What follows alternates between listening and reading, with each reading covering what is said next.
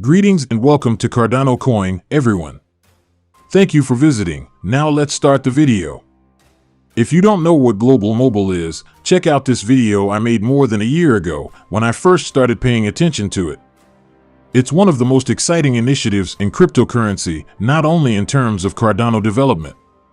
This is really a great project with so much to it, including life, things that have an affect and change the world, incredible technology, and incredibly clever concepts. Consequently, this is a link. I mentioned internet blimps, therefore this is CNN reporting on World Mobile discussing their activities in January of last year. Right there is an erroneous statistic. One is flying behind me and accomplishing important things. I was inspired to make this video after receiving a really helpful Twitter thread. The conversation is taking place over at World Mobile between Mark Cuban and Mickey Watkins. And I wasn't going to keep talking about Mark Cuban after I covered what occurred with him the other day. I had no plans to make any further videos about it. However, the Twitter exchange between him and Mickey took place during this thread. And the data is very excellent. It's so priceless. If you follow World Mobile, much more so Jesus, the value of cryptocurrency in general. And this is only to provide some context for an interview that many of you are likely already familiar with because it was Mark Cuban, whose comments regarding Cardano made a lot of people furious. And you're correct, one of the remarks made reference to Africa. And thus, this lack of adoption from Mark's perspectives in Africa. I might be mistaken about this Twitter conversation, though. However, I think it begins right here.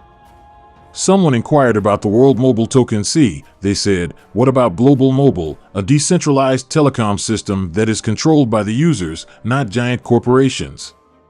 When asked if they received money from individuals really using the network, Mark responded, yes. If yes, how much was it last month? And he really made a reference to that during this chat when he was talking about income and business strategies. These are the questions that Mark was posing, and they are valid ones. They are pretty good questions, in my opinion. And that's a point I want to emphasize right away. I noticed that whenever I watch Mark, he frequently uses speech in TV shows like Shark Tank and other shows. There are basically two sides to this guy's conversation on Twitter. I'm not sure whether you've noticed, but he also has a business-savvy side that makes it seem like he's clearly successful. And these are perhaps a few explanations for why he asks the appropriate questions. He is an excellent timer. He is a skilled storyteller. He excels at these things, too. But there's also this other side to Mark, where it seems like he simply starts things off. Additionally, he has a tendency to say rude remarks and other things of that type. Perhaps there is a plan behind why he does it as well. However, you can see that aspect of him even on Twitter. He is referring to this discussion as the Cardano Caradana. Right. There's a fantastic illustration of what I mean when I say that, sort of provoking, like prodding the bear slightly in an effort to start some drama. But he is posing queries on this thread. And this is crucial because it serves as the catalyst for a fruitful dialogue. Mickey said, we're now fine-tuning our sharing economy, and we have less than 150 nodes and up in East Africa, adding that ARPEU is around $3 per month. 3 times what helium generates per month from its more than 500,000 nodes. What I mean is, could there be a better response? Only based on data? Facts? That's the way it is. We are constructing this. Where we are is this. And for this reason, I really enjoy actual mobile. There isn't any buzz, there truly isn't any. We're only constructing this for this. We are putting in the work and grinding. This is what is emerging from it. Mark therefore responds, you know, that tells me nothing. When you spend $6 on 2 customers, you get the same product or something similar. Success stories are welcome here. Come on, nobody starts at the top. So there is a hint of sarcasm there, right? And here is Mickey's response. Number 1. We serve thousands of clients. Mark is kind of constructing an image of them having 2 consumers when he says, we have thousands of customers on minimum notes. How did you arrive at your conclusion? This is where the main thread begins. And I'm going to make an effort to swiftly summarize the situation. But it is quite long. But I'm telling you, knowing how to incorporate that into a film is such vital information. As a result, he tweeted and retweeted the entire message, giving you Mark's tweet for $6 when you have 2 clients. And he said that this is solely for Zanzibar. And take a look at those statistics on the overall network utilization right there, 5,600 unique users. Uptime of a network, 95 days. Once more, everyone. It is data, I reiterate. Data are made and shared. And that's the best way to spark discussion and spark learning. Because that is what is taking place here. It is instruction. And you'll understand why. We'd love to see a network map with no forms of prices to acquire the nodes, Mark stated, adding that this is from November. We construct, Mickey remarked, because other initiatives promote. So Mark kind of says, yo, get that info out there, in that manner. I'd want to see this, for example. And I believe he is also demonstrating the idea that the general public would probably like to see these things, advertise them, and spread the word about them. He is basically saying, listen, we built, we're building. And he said, we concluded auctioning network Earth nodes, all 1,000 were acquired. I sent an image of WMT scan with real-time data. Ownership of distant air nodes comes next. And he said, look at WMT scan for further information. Mark said that while having nodes on the network is excellent, it doesn't tell me anything about user-generated traffic, how people are utilizing it, or the money being made. He compared it to helium. Therefore, it is returning to the foundations of business. He is discussing income. He is discussing that information. Do you require contracts with ISPs to act as a reseller? He's really trying to get to the heart of the matter. Do you intend to utilize mesh to end consumers? No resale agreements are necessary when you are a full MNO and ISP, which is a mobile network operator, according to Mickey. Users of internet service providers also pay for internet connection, which then enables them to access trade finance and resist another VA, since our dynamic network by default connects all elements, from the sky to the earth, together. Then, when the traffic bounces back and forth, what percentage is becoming technical, correct? And now for the issue. So many crypto enthusiasts and advocates of mobile technology in general just observe what they do, connecting the disconnected, am I correct? Not at all. And that's okay. They lack the desire to delve into these topics at such depths. But from a fundamental standpoint, it's necessary, right? Since connecting the disconnected is the entire business model and concept that Global Mobile has, there is a need to demonstrate that this goal is being built on a strong foundation. This is a tremendous dream that they are working very hard to make a reality. Right? Therefore, it's critical to have only reliable information and essential evidence that the structure is well supported and constructed on strong foundations. It is highly significant. Many people who are interested in learning these profound basics don't consider it to be very significant. But it's crucial that this dialogue continues. People like Mark, for example, want to know and see it because they are curious. As So Mickey stated, you're primarily discussing Wi-Fi here. Wi-Fi often only reigns briefly. So there is more technical discussion going on. The backhaul is nearly always pinned to fiber when it comes to throughput on the African continent. However, we deal with suppliers of low Earth orbit satellites for education, so please have a look at this topic. This will make it possible for one Starlink connections to be spread profitably to thousands of users via their handsets, and the list continues on and on. Look at what Mark says now. We are now moving forward. I'm grateful. The objective of cutting the price in half is admirable, but it is not always feasible to do so, nor is it always a no-brainer buy. This raises the fascinating question of whether blockchain tokens improve or detract from consumer propositions. This is fantastic. Mickey's response: clients automatically utilize blockchain without needing to be trained. For network access, there is no need to hold her by the WNT. But if they do, tokenomics rewards the sharing economy by giving people access to more advantages and discounts.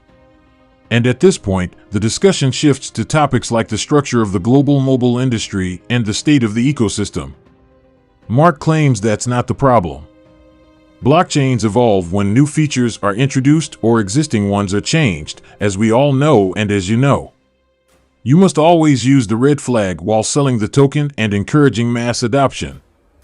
I won't use that word again. The fact that I have not seen genuine trial users post about their experiences raises another red flag, according to Mickey, who claims that you obviously didn't check our YouTube before writing this article. In Tanzania, around 30 million people lack access to the internet. 20 million people live in Kenya alone. If 10% of them could be connected via aerostats, it would make our blockchain project the largest in the world. And that particular tweet from the discussion is certainly one of my favorites. Because it seems as though Mark's views and questions came to a head during this chat. After that, Mickey delivered knowledge to Mark, and that conclusion led to the realization that, well, this is here, and here's how huge this can be. And this is only a brief excerpt from it. Right? World Mobile would become the largest blockchain project in the world if it were to increase by 10%. Mark then said, I did check, and I saw about 9 minutes ago, you placed a few user testimonials that you made. That's smart, you're welcome.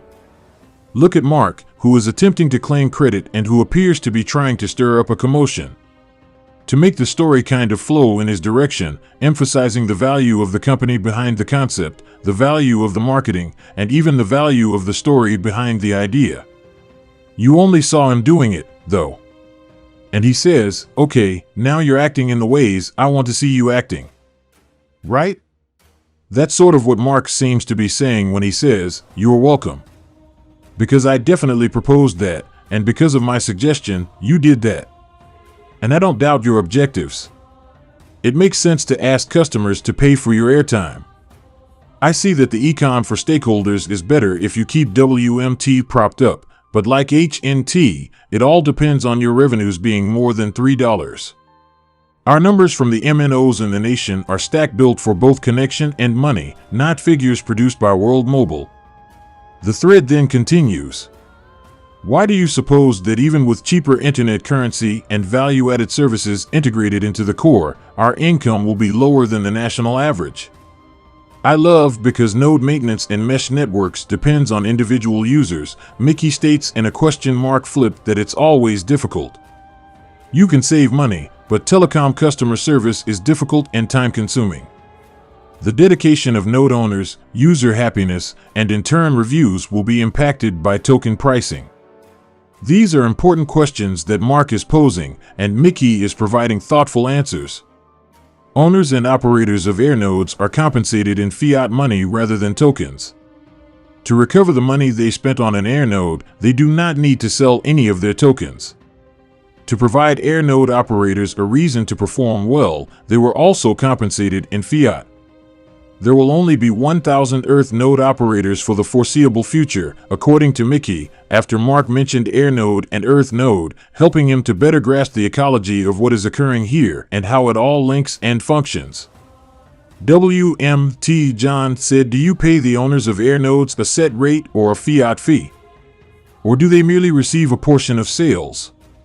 And are they in charge of marketing the service locally? According to Mickey, owners of air nodes receive payment in fiat, a larger revenue share for providing the finance necessary to pay for the acquisition of air nodes, and around 50% of all air node generated income. After continuing to address the question, which is evidently a lengthy thread, he closes it by stating that he would be pleased to participate in an AMA or speak with you privately whenever you like. Thanks. Good night, too. As a result, we get the video's initiator Mark calling Cardano Cardano and making type of DOS-related jokes about how DOS has more applications than Coronado. However, this discussion is then filled with thoughtful questions from the analytical Mark Cuban to Mickey, a highly intelligent man. Regarding the real thing, Mickey seized the chance to spread awareness when the Global Mobile and World Mobile received it. In fact, it's cool since we don't often see Mickey in that setting. We are aware that they are building. He appears on shows, and we'll soon have him back on our program. And this isn't usually where we see him, right?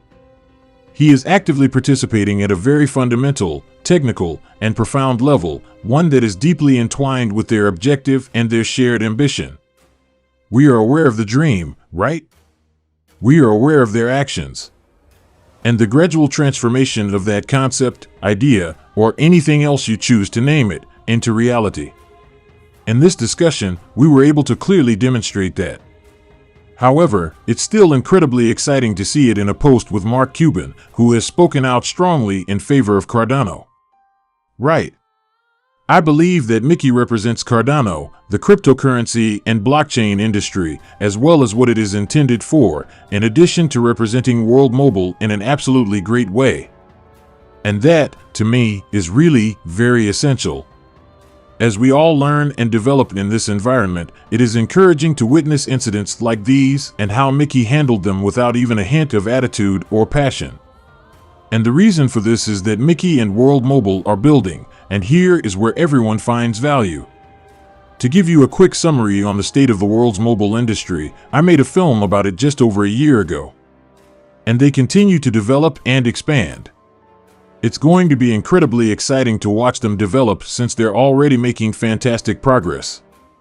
It was enjoyable to follow this, and I wanted to make a film about it because it was such a fascinating topic. So, there you have it, my thoughts for the day. Thank you so much for stopping by and leaving a comment. Are you a World Mobile fan? What did you think of the discussion with Mark Cuban? If you're not already a subscriber, click the like and subscribe buttons. In the next video, I'll see you. God's grace.